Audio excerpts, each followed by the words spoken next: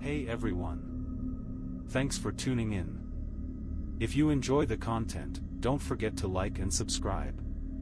Let's dive into the scares.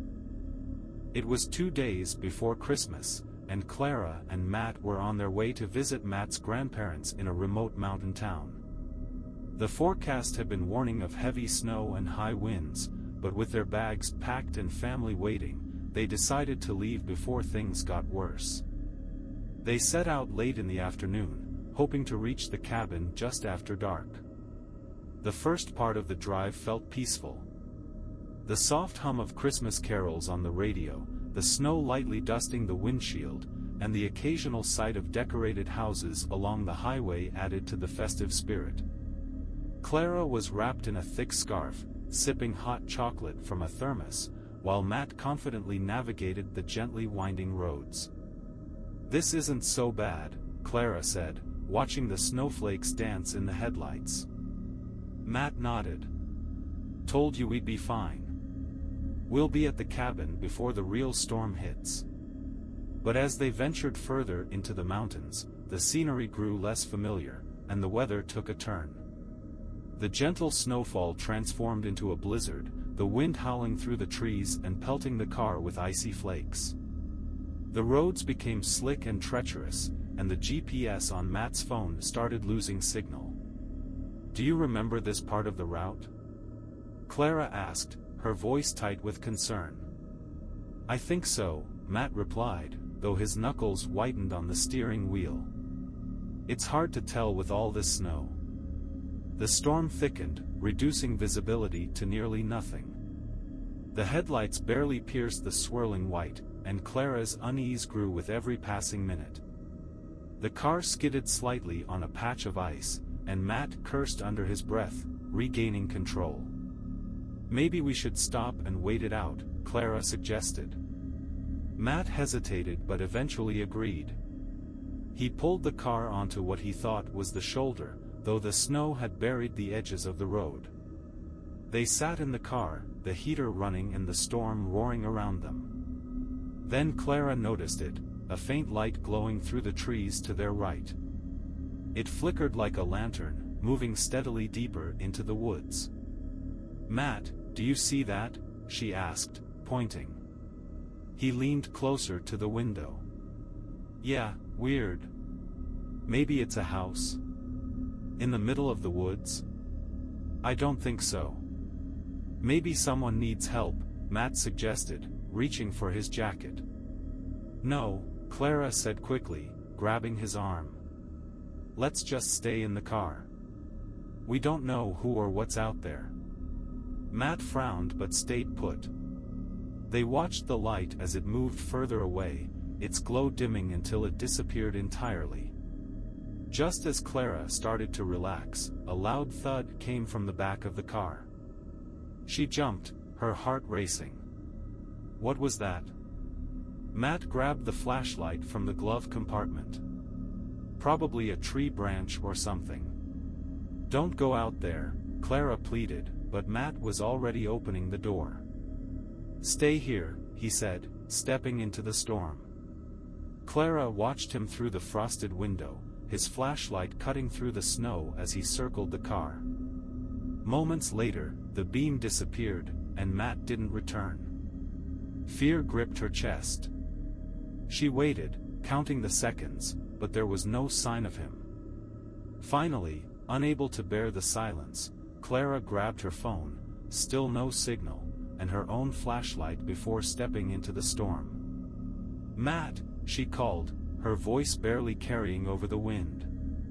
She followed his tracks around the car, but they veered off toward the woods. "Matt," she shouted again, her breath forming clouds in the freezing air.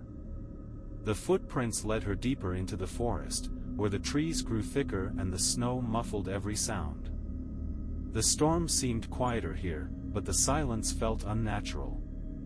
Clara's flashlight revealed nothing but endless snow and shadows.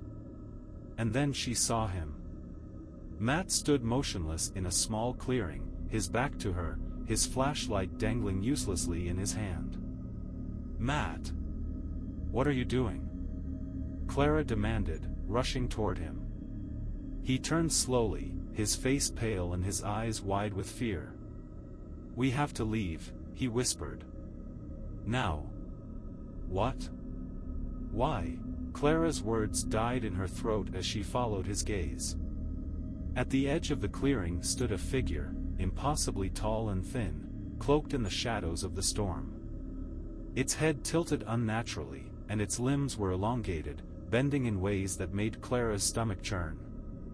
There were no features on its face, just an empty void that seemed to pull all light into it. "Run," Matt said hoarsely, grabbing her arm. Clara didn't argue. They stumbled back through the snow, the figure remaining still but its presence heavy and suffocating. The storm seemed to close in around them as they reached the car, throwing themselves inside and locking the doors. Matt started the engine, the tires struggling against the ice and snow before finally catching traction. As they sped down the road, Clara glanced back. The figure was now at the edge of the forest, closer than before, its void-like face watching them. She squeezed her eyes shut, her hands trembling as Matt drove faster. They didn't stop until they reached the next town, pulling into a gas station lit with warm, welcoming lights. Inside, they sat in silence, trying to process what had happened. Clara looked back toward the mountains, but there was no sign of the figure, just the fading storm and the distant glow of Christmas lights. Some things, Clara thought, were better left unseen. It was a frosty December evening when 5 college friends, Olivia, Mark, Hannah, Sam, and Ben, decided to shake off their winter break boredom with a midnight adventure. The plan was simple: explore the old quarry trail on the outskirts of town, a spot rumored to be haunted. Bundled in heavy coats and scarves, their laughter and teasing masked the nervous energy that coursed through them. Armed with flashlights and a thermos of hot chocolate, they headed out around 10 p.m. The trail was silent, blanketed in fresh snow that muted their footsteps. The towering pine trees, their branches laden with frost, cast long, jagged shadows that danced in the flickering light of their flashlights. Overhead, the moon shone brightly, its silvery glow providing just enough illumination to highlight the eerie stillness of the woods. "This isn't so bad," Mark said, his voice light and confident. "Pretty sure the scariest thing out here is the cold." "Yeah, sure," Olivia replied with a smirk. "Tell that to the ghost that's supposedly guarding the quarry." "You mean the one who drags trespassers into the pit?" Hannah teased, her voice taking on a mock-serious tone. Sam rolled his eyes, but his grip on the thermos tightened. "Ghost or not, this was a dumb idea," Ben muttered, glancing over his shoulder as if expecting something to emerge from the darkness. The group pressed on, the snow crunching loudly beneath their boots. The further they went, the thicker the forest became, the branches overhead weaving into a dense canopy that blocked out the moonlight. The temperature seemed to drop further, and with it came an uneasy stillness.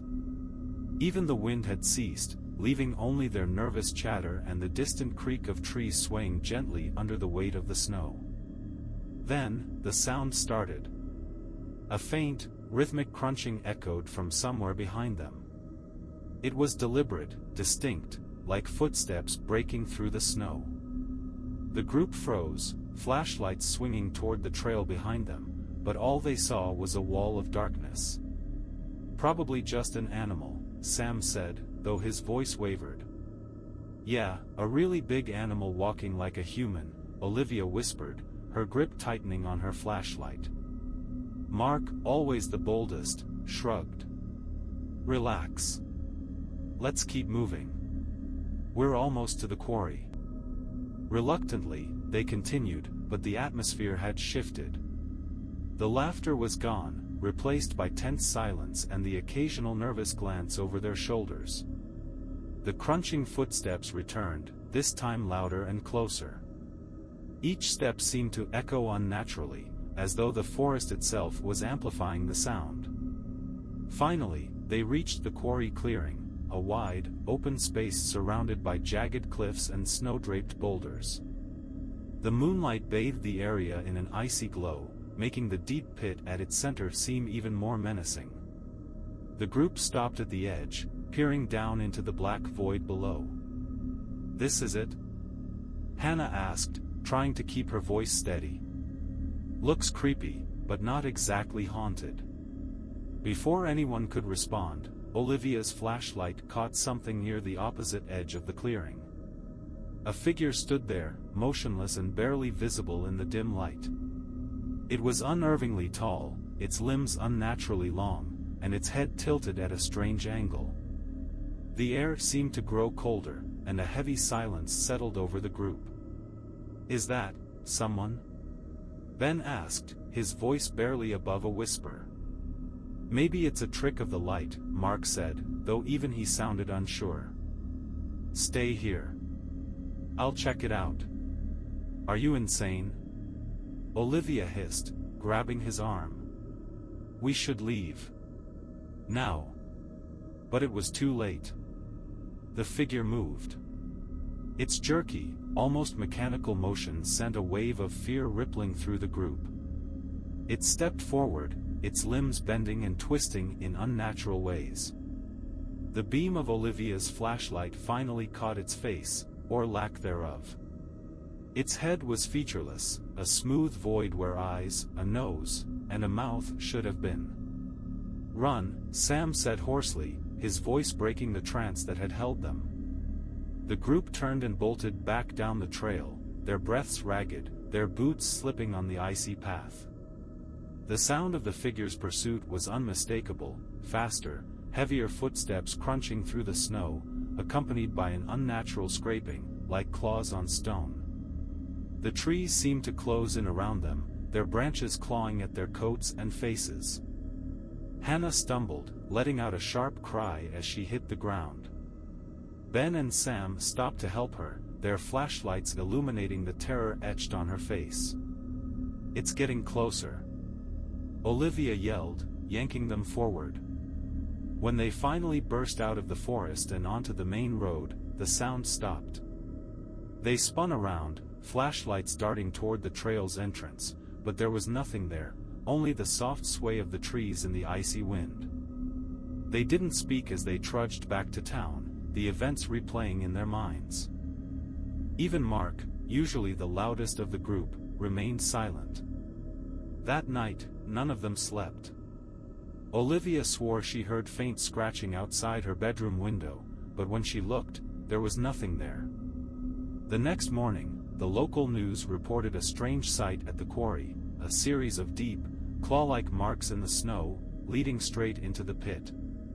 The group vowed never to return, their midnight adventure becoming the kind of story they'd never dare share. The house buzzed with Christmas cheer, the air thick with the scent of pine and cinnamon, and the glow of the tree casting a warm, festive light across the room. Children's laughter mixed with the gentle hum of carols as the family gathered to celebrate. The fireplace crackled softly, warding off the winter chill, and presents piled beneath the tree promised a night of joy. Outside, snow fell in a quiet flurry, blanketing the world in white and adding to the magic of the evening. At 7:15 p.m., the mood shifted with a sudden knock at the door. It was a deep, deliberate sound that silenced the chatter. Uncle Gary, halfway through a story, paused mid-sentence and looked toward the entryway. "Who could that be?" Grandma murmured, frowning as she adjusted her glasses. Gary set his drink down and moved to answer, his boots clicking on the hardwood.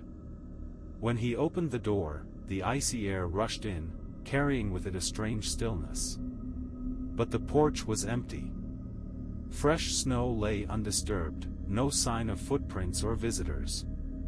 "Probably kids playing tricks," Gary said, forcing a chuckle as he closed the door. The family relaxed, though an unease lingered, like a shadow in the corner of their minds. Minutes later, the knock came again. This time, it was louder, more insistent. The children huddled closer to their parents, eyes wide with apprehension. Gary exchanged a glance with Aunt Linda before cautiously opening the door. A man stood just beyond the threshold, his figure blurred by the falling snow. His face was obscured by a hood, but his posture, stiff and unmoving, made the hair on Gary's neck stand on end. "Can I help you?" Gary asked, his voice steadier than he felt. The man didn't answer. He stood motionless, swaying slightly in the cold wind. His silence was oppressive, and a creeping chill seemed to seep into the house. Aunt Linda stepped forward, her concern overriding her fear. "Do you need help?" she asked gently. As if jolted by her voice, the man suddenly turned and disappeared into the snow. It wasn't a walk, nor a run, it was a retreat so unnaturally swift it left the family frozen in disbelief. Gary stepped onto the porch, scanning the darkness, but the figure was gone, leaving no trace in the untouched snow. The family tried to shake it off, attributing the encounter to a lost wanderer or a prank. They returned to their festivities, though the cheer felt forced, the warmth of the fire unable to chase away the chill that had settled over them. An hour later, as they prepared to exchange gifts, the lights flickered and went out. Darkness enveloped the room, broken only by the flicker of the fireplace. "Great," Gary muttered. "Power's out." "It's the storm," Aunt Linda offered, but her voice betrayed her unease. Then came the footsteps. Slow, deliberate, and unmistakable, they creaked across the front porch. The sound sent a shiver through the room, silencing even the children. Gary grabbed the poker from the hearth and marched to the door, determination masking his fear. He yanked it open, revealing an empty porch and the untouched snow beyond. Before he could step back inside, a loud crash echoed from the backyard, the sound of breaking glass. Chaos erupted as everyone scrambled, the children crying and clinging to their parents. Gary and Linda's eldest son, Jack, grabbed a flashlight and followed Gary to the kitchen. The window was shattered, jagged edges glittering in the faint light. Snow and glass littered the floor, but the intruder was gone. Only a single, deep footprint marred the otherwise pristine snow outside the window, leading toward the woods. The family spent the night huddled in the living room, every door and window locked, every curtain drawn tight. They stayed awake, listening for more sounds in the dark, but none came. Morning brought no relief. The sunlight revealed a disturbing sight, footprints circling the house, weaving chaotically through the snow. They had been watched, stalked throughout the night. The police found nothing, dismissing the incident as an elaborate prank. But the family knew better. Something, or someone, had been there, lurking just beyond the walls, and it wasn't looking for holiday cheer. The house never felt the same after that night. The shattered window was replaced, but the memory lingered, a shadow that crept into every winter evening. And every Christmas, as the snow fell and the forest grew dark, they couldn't help but wonder if their silent visitor would return.